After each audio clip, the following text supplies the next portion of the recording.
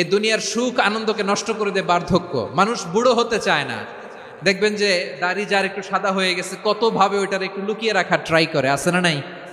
হ্যাঁ, এটারে কলপ দেয়, এটার কেউ মেহেদি দেয়, এটারে কেউ কেটে কুটে। এই যে আমারও তো পাকতেছে এদিক দিয়ে, এ তো আজ থেকে 5 বছর আগেও তো কুচকুচে দাড়ি ছিল, চুল ছিল, রং ধরা যৌবন জং ধরে শেষ। এই তো জীবন, this is the circle of life. এটাই লাইফ। এই যে পাকতেছে এইখানে, এইখানে পাকতেছে, দিস ইজ লাইফ। তো মানুষ বুড়ো হতে চায় না।